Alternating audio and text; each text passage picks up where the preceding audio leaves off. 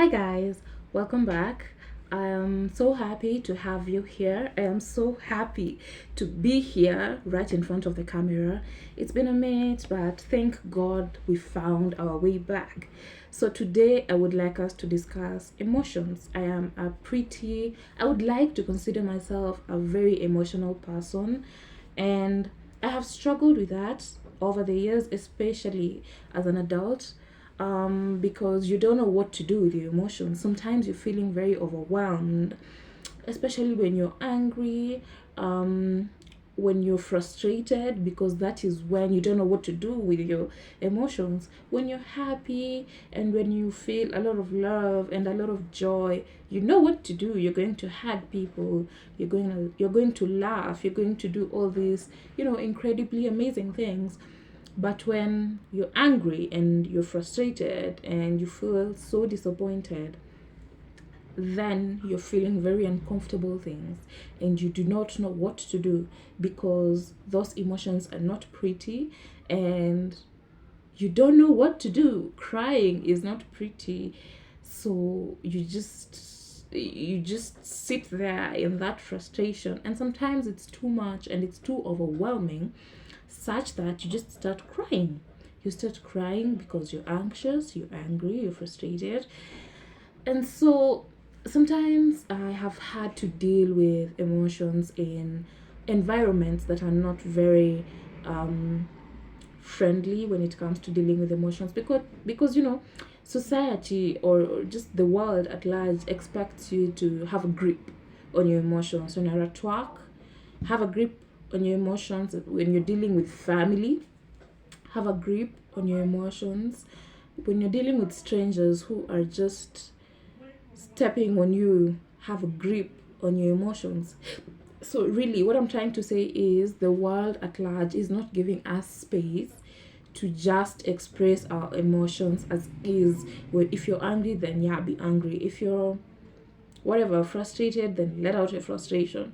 No one is going to accept that because we are all expected to act with decorum, of which I agree, because there is a time and space for everything. That's why there's this term emotional intelligence. But sometimes when you're just a very emotional person, emotional intelligence doesn't come across your mind, to be honest. So that's why it's a skill that you need to learn.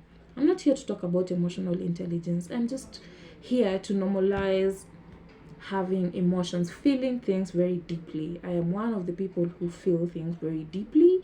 When I'm happy, I'm really happy. You can see it in my eyes, you can see it on my face. When I'm stressed, you can see it in my eyes, you can see it on my face. When I am angry, you can tell. When I'm frustrated, you can tell. And I am very expressive as well. I would like for you to listen as to why I am angry with you, I am frustrated with you. And sometimes in me expressing how I feel, my emotions overwhelm me and I find myself crying.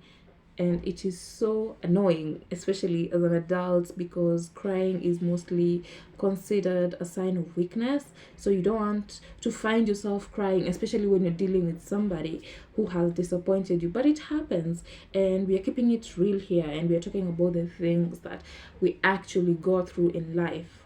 So, right, as Kite, I'm here to tell you it is normal. It is normal to sometimes feel overwhelmed, such that you do not even know what to say. Some people stammer when you're really angry, when you're really frustrated, you don't know what to say, so you find yourself stammering. Others just cry.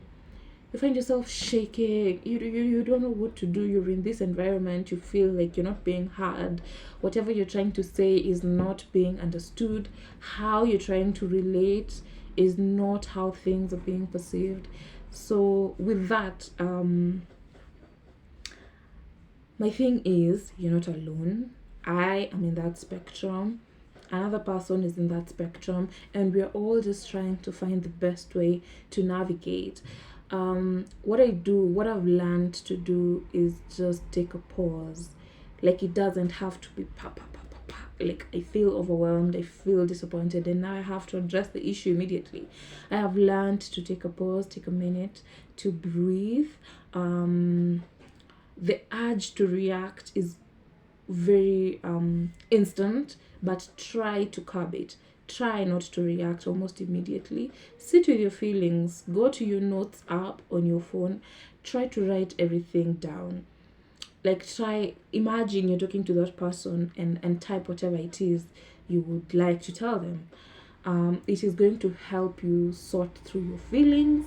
It is going to help you understand where you're coming from, why you're feeling exactly what you're feeling, and time is going to help you feel better.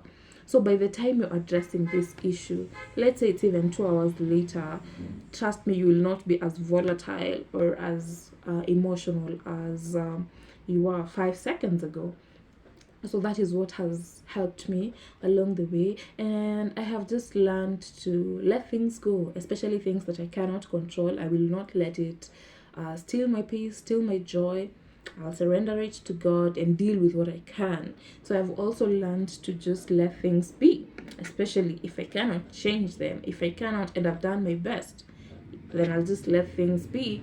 And yeah, and if you can't sleep, sleep does help. Sleep, when you wake up, you will feel better. You will be able to address your issues better.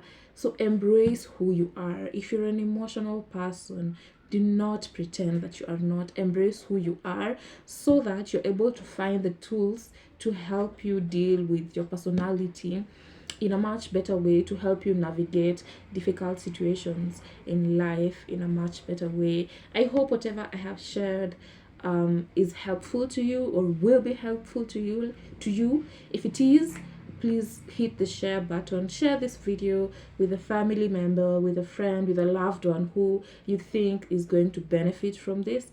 And also, as always, please hit the subscribe button, hit the notifications bell, so that every time I post new content, you don't miss out. As always, from me to you, with love.